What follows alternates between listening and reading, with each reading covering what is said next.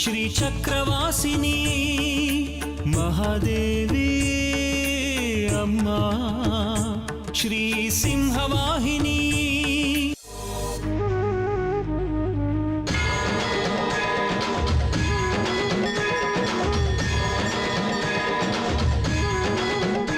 ಬಂದಾಯ್ತು ಮನೆ ಮಗಳು. ಇದು ಇಲ್ಲಿರೋದು ಸುರಕ್ಷಿತ ಅಲ್ಲ. 8 ಜನ ದುಷ್ಟರು ಇದರ ಹಿಂದೆ ಬಿದ್ದಿದ್ದಾರೆ.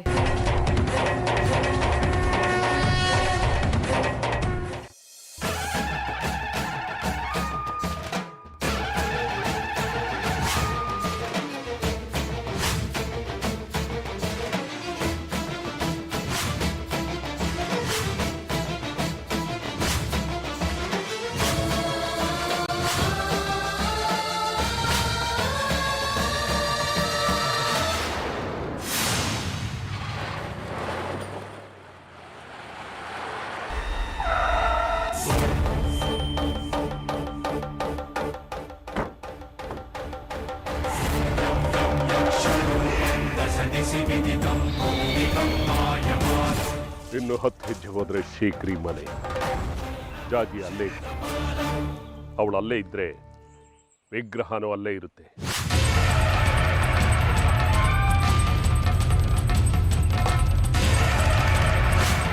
ನಾವೆಲ್ಲರೂ ಹೋದ್ರೆ ಅವ್ರಿಗೆ ಅನುಮಾನ ಬರುತ್ತೆ. ಅದಕ್ಕೆ ಕಡ್ಕೆ, ನಿನಗೆ ಅವ್ರ ಜೊತೆ ನೆಂಟಸ್ಥಾನ ಇದೆ, ನೀನು ಹೋಗು. ಆದರೆ ಈ ದಿರ್ಸ್ನಲ್ಲಿ ಬೇಡ, ಶ್ವೇತ ಅವಸ್ಥದಾರಿಯಾಗಿ ಹೋಗು.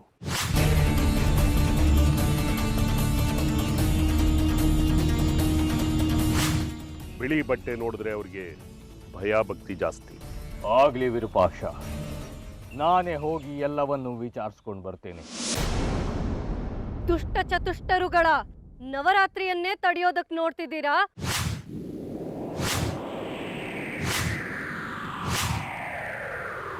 ಕೆಟ್ಟ ಯೋಚನೆ ಮಾಡೋ ನಿಮ್ಮಂತವ್ರಿಗೆ ಪಾಠ ಕಲಿಸೋ ವೈಭವವೇ ನವರಾತ್ರಿ.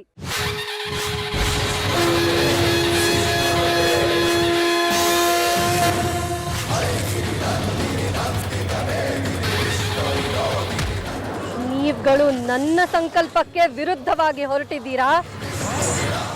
ನವರಾತ್ರಿಯ ನವಶಕ್ತಿಗಳ ಸಂಚಯ ಏನು ಅಂತ ತೋರಿಸ್ತೀನಿ ನಿಮ್ಗಳಿಗೆ.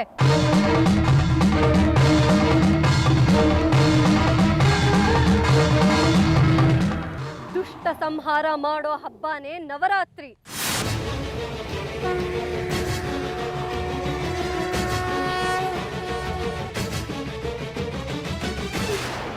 ಅದು ಸಾಧ್ಯನಾ ನಿಮ್ಮಿಂದ?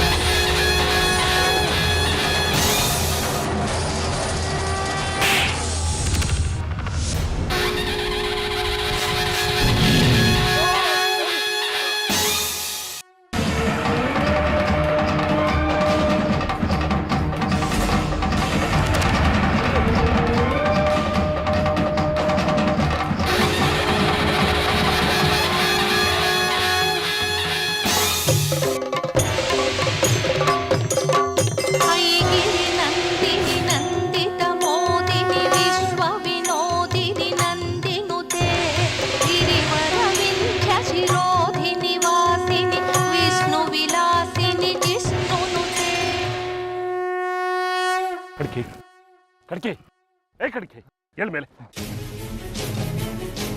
ವಿರೂಪಾಕ್ಷ, ಕಡ್ಕೆ ಏನಿದು? ಇಷ್ಟೊತ್ತು ಏನಾಯ್ತು? ಗಾಳಿ ಸುಂಟ್ರ ಗಾಳಿ ಒಟ್ಟಿಗೆ ಬಂದಂಗಾಯ್ತಲ್ಲ.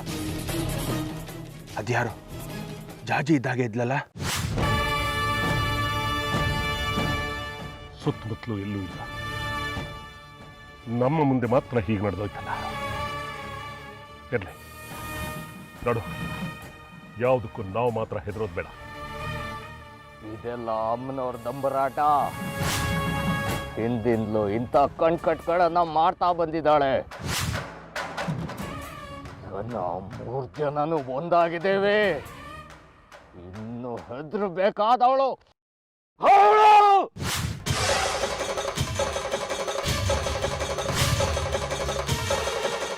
ಮಾಡ್ಬಿಡಿ.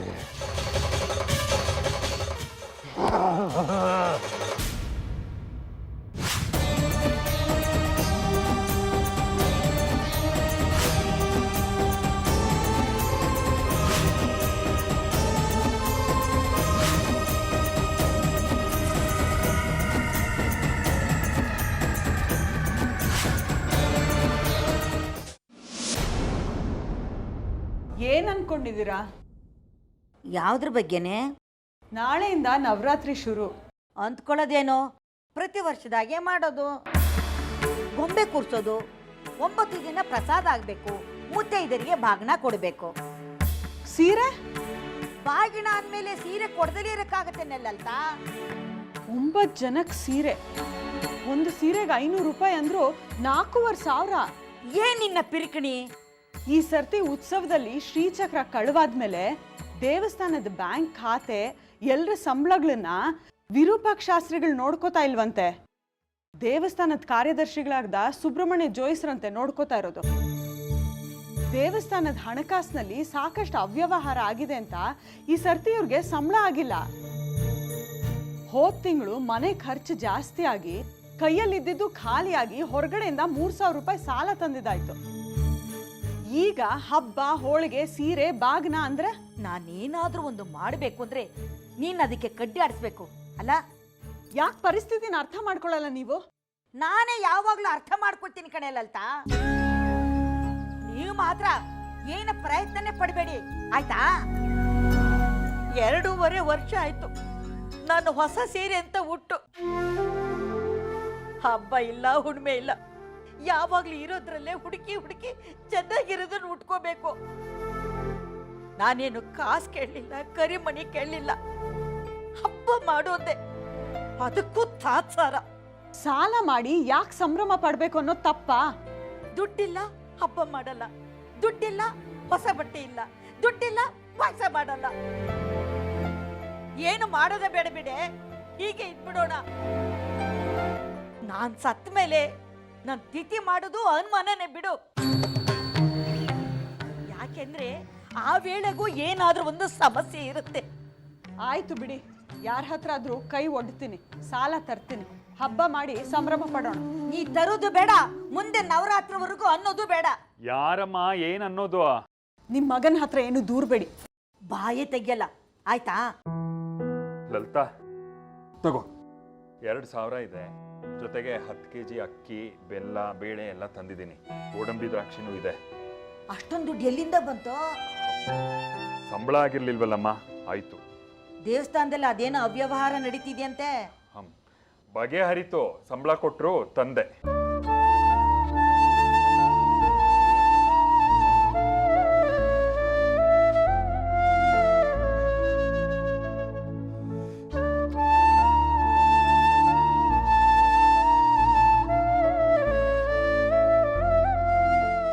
ರೀ,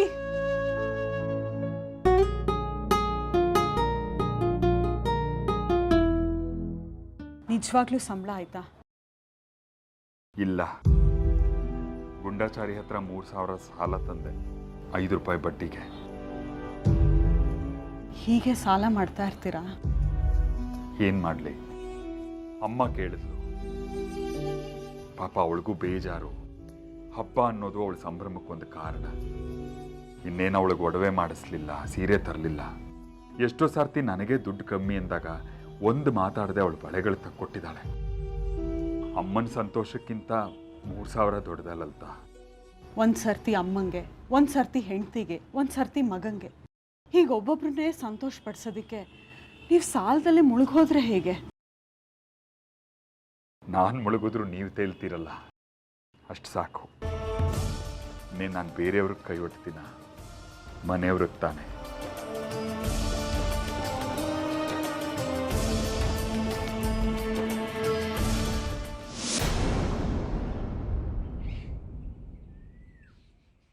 ಇದೇನು ಕಡಿಕೆ, ಬರೀ ಕೈಲಿ ವಾಪಸ್ ಬರ್ತಾ ಇದೆಯಾ? ವಿಗ್ರಹ ಎಲ್ಲಿ? ಇಲ್ಲ ವಿರೂಪಾಕ್ಷ, ನಮಗೆ ಬೇಕಾಗಿರೋ ವಿಗ್ರಹ ಅವರ ಮನೆಯಲ್ಲಿಲ್ಲ. ಅದು ಹೇಗೆ ಸಾಧ್ಯ?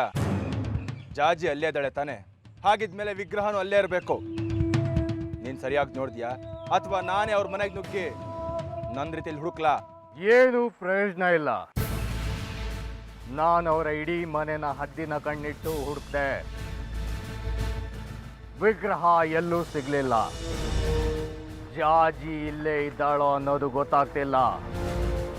ಅಮ್ಮನವರು ನನ್ನ ಕಟ್ ಹಾಕಿದಾರ ಅಂತ ಅನಿಸ್ತಾ ಇದೆ. ನೀನು ಇದೇ ಅವತಾರದಲ್ಲಿ ಹೋಗಿದ್ಯಾ? ನನಗಷ್ಟು ಪರಿಜ್ಞಾನ ಇಲ್ವಾ ವಿರೂಪಾಕ್ಷ? ಅಲ್ಲಿಗೆ ಹೇಗೆ ಹೋಗ್ಬೇಕೋ ಹಾಗೆ ಹೋಗಿದ್ದೆ. ಮತ್ತೆ ಇಲ್ಲಿಲ್ಲ ಅಂದ್ರೆ ಇನ್ನೆಲ್ಲಿರ್ತಾಳೆ? ಇಲ್ಲಿ ಬಿಟ್ರೆ ದೇವಸ್ಥಾನದಲ್ಲಿರ್ತಾಳೆ. ದೇವಸ್ಥಾನ ಅಂದಮೇಲೆ ನಿನ್ನ ಹತೋಟಿಲೇ ಇರುತ್ತೆ. ಅಂದಮೇಲೆ ನಾವು ಅಮ್ಮನವ್ರನ್ನ ಸುಮ್ಮನಾಗಿಸಿ ವಿಗ್ರಹನ ಪಡ್ಕೋಬೋದು. ಹೌದು, ನೋಡ್ತೀನಿ. ಆ ಜಾಜಿ ದೇವಸ್ಥಾನದಲ್ಲೇ ಇದ್ರೆ ನಮಗೆ ವಿಗ್ರಹ ಸಿಕ್ಕ ಹಾಗೆ. ಹಾಗೊಂದು ವೇಳೆ ವಿಗ್ರಹ ಸಿಕ್ಕಲಿಲ್ಲ ಅಂತ ಅಂದ್ರೆ ಈ ಬಾರಿ ಚಕ್ರಾಪುರಿಯಲ್ಲಿ ತ್ರಿಪುರ ಸುಂದರಿ ಅಮ್ಮನವರ ನವರಾತ್ರಿ ನಡೆಯೋದಕ್ಕೆ ಸಾಧ್ಯನೇ ಇಲ್ಲ. ಚಕ್ರಾಪುರಿಯಲ್ಲಿ ನಡೆಯೋ 9 ದಿನಗಳ ಉತ್ಸವದಲ್ಲಿ ಪ್ರತಿದಿನ ಘೋರ ದುರಂತಗಳು ನಡೆಯೋ ಹಾಗೆ ಮಾಡ್ತೇನೆ. ನಡಿಲಿ ನವರಾತ್ರಿ ಕಾಳಗ. ಅದೇಗ ಅಮ್ಮನವ್ರಿಗೆ ಪೂಜೆಗಳು, ವೈಭವಗಳು, ಅಲಂಕಾರಗಳು ನಡೆಯುತ್ತೋ ನಾನು ನೋಡ್ತೀನಿ. ಈ ಕಾಕಿ ಕದರೇನು ಅಂತ ಎಲ್ಲರಿಗೂ ತೋರಿಸ್ತೀನಿ. ಇದು ನವರಾತ್ರಿ ಅಲ್ಲ, ನವಮಾರಣ ಹೋಮವನ್ನು ಮಾಡ್ತೀವಿ ನಾವೆಲ್ಲರೂ ಸೇರಿ.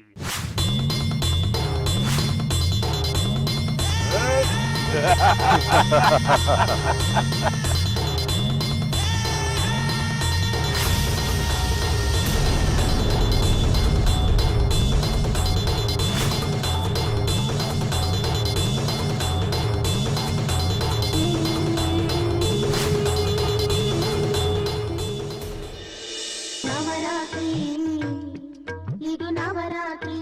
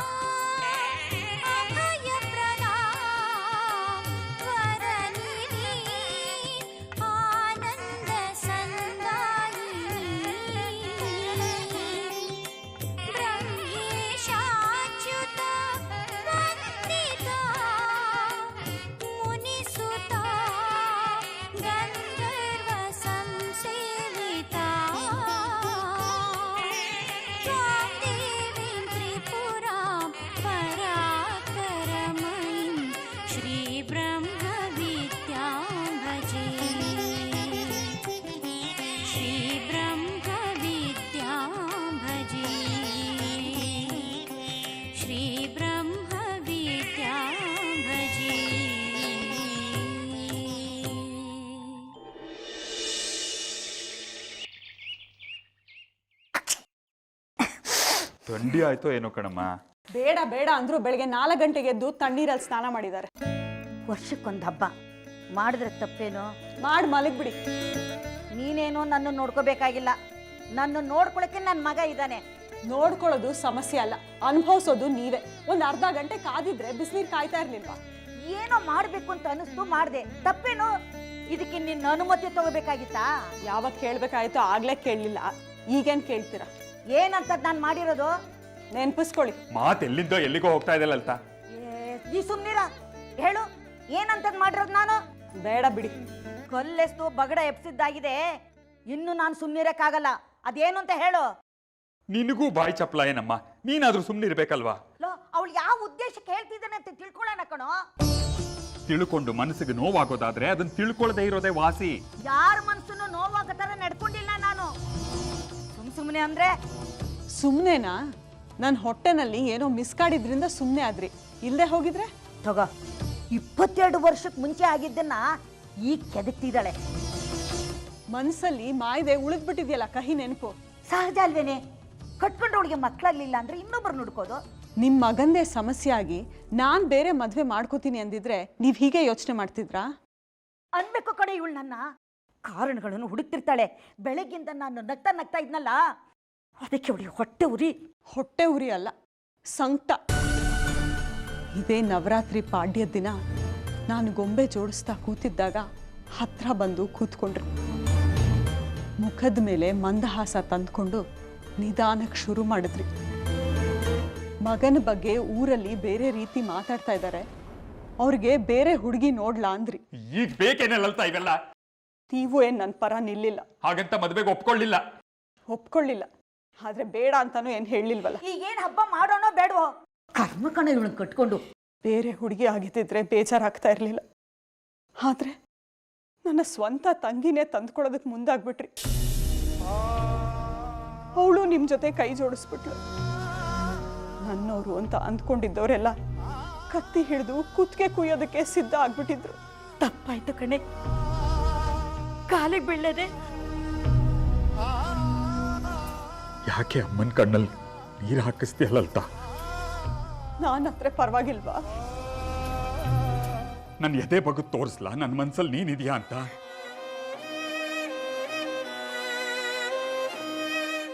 ನೀನು ಇದೆಯಮ್ಮ. ಕಡೆಗಾಲದಲ್ಲಿ ನನ್ನ ಮಗ ಆಸರೆ ಅನ್ಕೊಂಡಿದ್ದೆ. ಇಲ್ಲ ಬಿಡು, ನನ್ನೇನು ಹಾಕೊಳ್ಳ?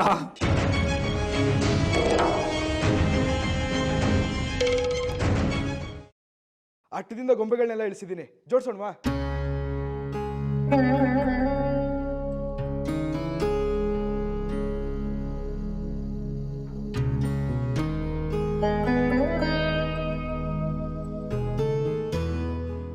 ಯಾಕೆಲ್ರು ಒಂಥರ ಇದ್ದೀರಾ? ಏನಾಯ್ತು? ಹಬ್ಬ ಹರಿದಿನಗಳಲ್ಲೇ ನಮ್ಮಲ್ಲಿ ಏನಾದ್ರೂ ಒಂದು ರಂಪ ಇರುತ್ತಲ್ಲಪ್ಪ.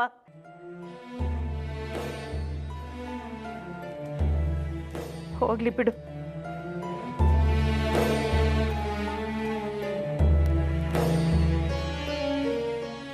ಜಾಜಿ ಎಲ್ಲೋ? ಅವಳು ಅವಾಗಲೇ ಸ್ನಾನಕ್ಕೆ ಹೋದ್ಲಲ್ಲ, ಇನ್ನೂ ಬಂದಿಲ್ವಾ? ನಾ ಬಂದೆ. ಎಲ್ರು ಬನ್ನಿ, ಬೊಂಬೆ ಜೋಡ್ಸೋಣ. ಓಹೋ, ಏನು ರಾಜಮಾತೆ ರಾಜಲಕ್ಷ್ಮಿ ಅವರು ಮೊಮ್ಮಗ ಅರೆ ಮೊಮ್ಮಗಳ ಜೊತೆ ಗೊಂಬೆ ಕೂರ್ಸೋದಕ್ಕೆ ತಯಾರಿ ನಡೆಸ್ತಾ ಇದ್ದೀರಿ ಅಂತ ಕಾಣುತ್ತೆ. ಈ ವರ್ಷ ನಿಮ್ಮ ಮನೇಲಿ ಏನು ನಡೆಯಲ್ಲ ಅನ್ಕೊಂಡಿದ್ದೆ. ಅದಕ್ಕೆ ಒಂದು ಲೋಟ ಕಾಫಿ. ಏನಯ್ಯ ಶಡ್ಕ, ದೇವಸ್ಥಾನಕ್ಕೆ ಕೈಯ ಹೋಗ್ಬೇಕು. ಅದೆಲ್ಲಿ? ಯಾವುದು? ಸುನೀತಾ. ಅವಳೇನ್ ದನ ಅನ್ಕೊಂಡೇನೋ ಅದು ಇದು ಅಂತ ಕರೆಯೋದಿಕ್ಕೆ? ಬೆಳಗ್ಗೆನೆ ಮುಖಕ್ಕೆಲ್ಲ ಅಲಂಕಾರ ಮಾಡ್ಕೊಂಡು ಹೊರಟು ಬಂದಲ್ಲ, ಎಲ್ಲಿ ಕಾಣ್ತಾ ಇಲ್ಲ. ಎಲ್ಲಲ್ಯಾಕೆ ಹೋಗಿದ್ದಾಳೋ ಏನೋ. ಅಲ್ಲಲ್ಲ ಜಾಜಿ ಮರಿ, ಹೇಗೆ ಲಕ ಅಂತ ಹೊಳಿತಾ ಇದೆಯಾ? ಒಳ್ಳೆ ಮಿಲ್ಲರ್ ಗೋಲಿ ತರ. ರೇ ಸ್ವಾಮಿ, ನಿಂತ್ಕೊಂಡು ಬರೀ ಕೊಚ್ಬೇಡಿ, ಬಂದು ಸಹಾಯನೂ ಮಾಡಿ. ಸುಮ್ಮನೆ ಅವ್ನು ಕರಿಬೇಡವೋ? ಬೆಳಗ್ಗೆ ಹಾಕೊಂಡ್ಬಿಟ್ಟಿರ್ತಾನೆ. ಕೊಟ್ಟಿಟ್ಟಿದ್ರೆ ಕೊಟ್ಟೆ ಅಂತ ಬೆಳಗ್ಗೆಯಿಂದ ಸಂಜೆವರೆಗೂ ಕುಡ್ಕೊಂಡು ಕೂತಿರ್ತೀನಿ ಇಲ್ಲಿ. ಅದಕ್ಕೆ ನಿಂತ್ಕೊಳ್ಳಿ.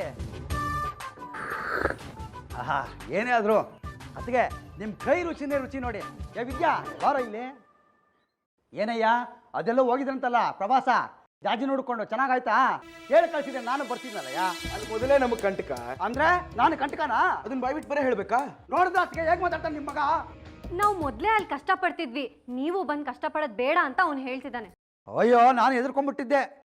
ಸದ್ಯ ನೀನು ಸುರಕ್ಷಿತವಾಗಿ ಬಂದಿಯಲ್ಲ, ನೀನು ಸುರಕ್ಷಿತವಾಗಿ ಬಂದರೆ ತುಂಬೇ ಹೂವು ಏರಿಸ್ತೀನಿ ಅಂತ ಅಮ್ಮನವ್ರ ಹತ್ರ ಬೇಡ್ಕೊಂಡಿದ್ದೆ.